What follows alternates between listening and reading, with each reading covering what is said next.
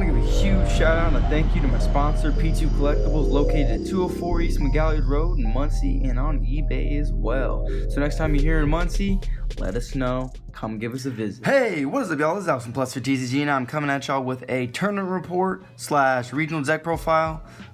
Recently got 9th place with Spyrals at the Indianapolis Regionals, and I wanted to give you a little bit of insight on what I was playing. I mean, it's pretty standard for the most part, except everyone was playing going second Spyrals, and I was the only person playing going first Spyrals that was at the top tables. Which is, I guess, I see where the logic comes from going second, because you get that extra card, which is, I guess, another extender, because you're playing so many hand traps. But I just feel like going first Spiral is, for me, it worked. I'm not saying going second Spiral is the wrong choice. I'm just saying going first Spiral is the most consistent, in my opinion, because you are going first, you are able to set up, and if they don't open the nuts, if they don't open the hand traps, then you get to go off and put them at a disadvantage. So without further ado, let's hop right in. I'm not gonna go into too much explanation. One quick fix, obviously. One drone. Hopefully this gets us shiny. 3 super agent, pretty standard. You just need to see this. 2 tough. The going second played 3. With the going first, I think 2 is good because you're just trying to see names. And even if you open, like, if you have to like gamble and you open up like super agent and tough, if you gamble right, it pays off. Call it right, special, and then normal summon. And one last resort. I like it at 1. I could see maybe 2, but like it's just because trickstar is a thing. And then the rest of one-ofs, sleeper and master plan. If anything, I would damn near play 2 sleeper, because getting this ignistered was pretty annoying in my Pendulum matchup. And then the one-of extender Gofu. I like Gofu, but I didn't really go into the synchros very often. Not very often. I never went into them at all. So I like it, but for Deco Talker. And then I played 2 Ash, 2 Ghost Ogre, 2 Drone Lock, and 1 Max C. 7 hand traps. I feel like this lineup is pretty good for the going first, because when you're siding stuff in, you want to be able to see these going second, and you're siding in more stuff going second, and you can afford to side out like 3 or 4 cards, well 5 in this case, to side in some going second cards, so you're almost always seeing a going second card. And then you're going first with the exact same ratios. Spells. 3 terraforming. Duh. To get into 3 resort, this card is insane. Oh my goodness. There was so many times where this just came in so clutch. Everyone should know this. 3 Foolish Burial Goods. This is where mine differs, because a lot of people only play 2, or they might not even play this at all, which I don't agree with at all. Because there were many times where like my double helix would get ashed, and then I would Foolish Burial Goods. I did this as opening the one of, and then Foolish Burial into the master plan, or if I open master plan, you just goods into the, is it the assault? Yeah, assault. You ditch the assault from deck, and then you assault special the master plan under the double helix, and you still get Deco Talker Sleeper, unless they draw unlocked you.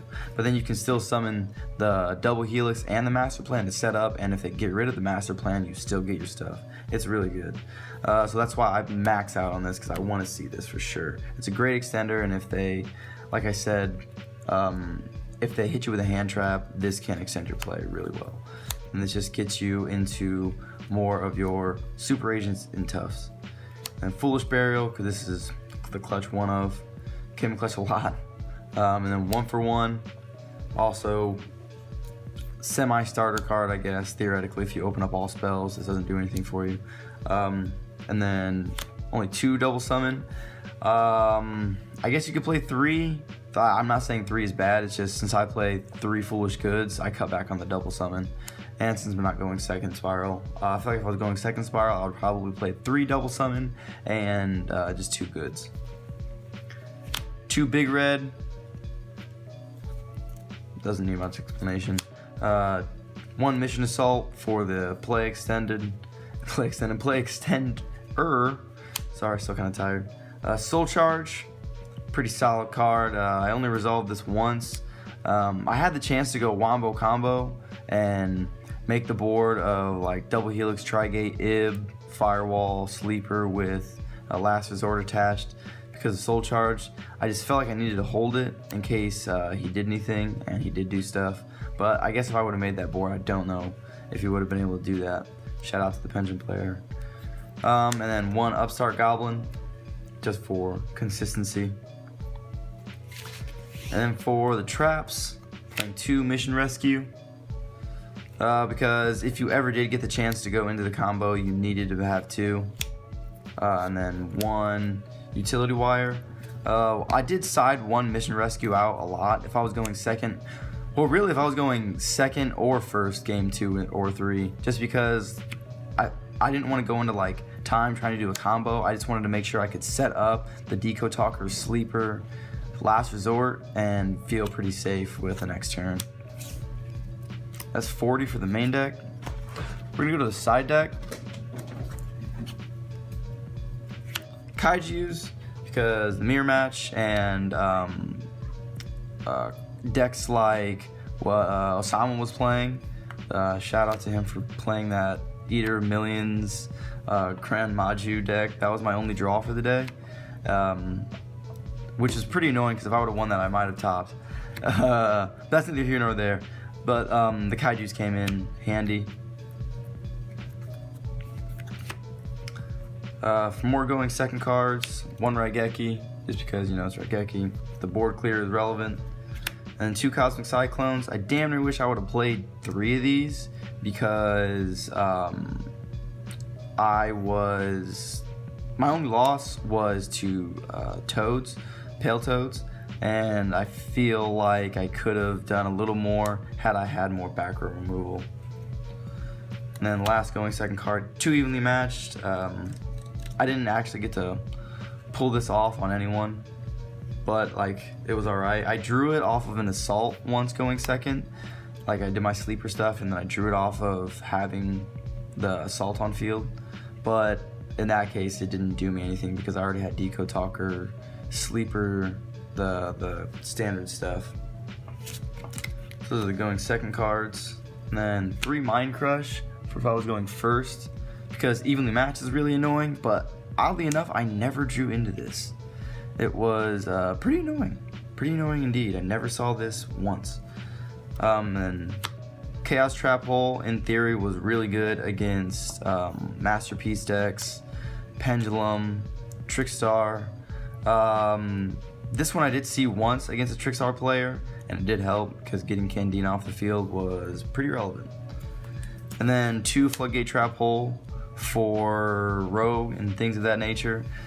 Did come in clutch a couple times because I needed a Banisher. I think I put a Banisher of Radiance face down. I know I misplayed and against because my only loss was the Paleo, and I believe I should have just let that person just go on with their play and try to go into Toad, and then I could bait the Toad out with Floodgate Trap Hole, but then they would have a Floodgate Trap Hole, and that was... I didn't want that happening, so I just tried to stop the Toad from happening, but it left 2,000 bodies on the field, and I couldn't deal with that for a bit. So I think I misplayed there, and I could have like floodgated later, but that's neither here nor there. So yeah, that is the side deck. On to the extra. 2 Double Helix, standard. Proxy Dragon, 2 of them. I would consider the standard for going first because you are potentially able to go for the combo. With the combo, you need to. 1 Ib, 1 Deco Talker, I wish I played 2.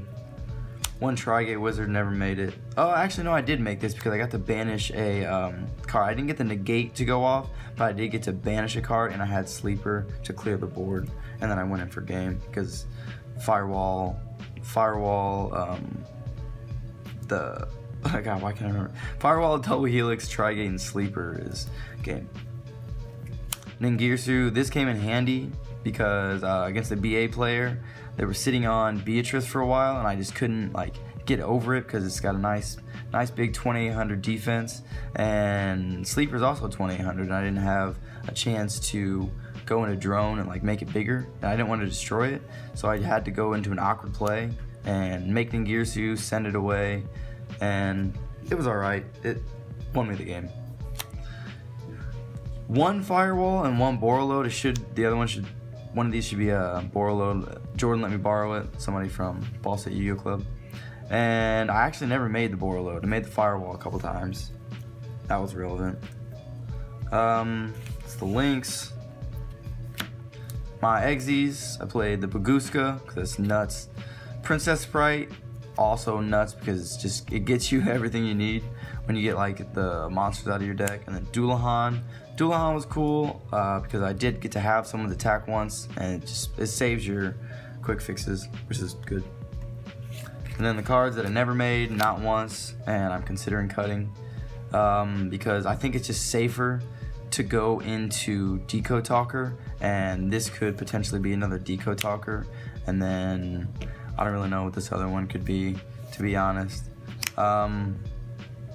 Yeah, I guess it could. Shout out to Charlie Futch. You could, I guess, potentially change these for the Utopia package because that's kind of relevant. But other than that, that is the deck profile. Sorry I sound a little tired. I'm still kind of like waking up, I guess. I wanted to give you this deck profile fresh. And I'm pretty excited about getting 9th. One place away from top 8. But it is what it is. That's Yu-Gi-Oh! Sometimes. But it was a fun experience. I'm glad I went. Glad I went with Spyrals because this deck is so much fun. It's pretty nuts.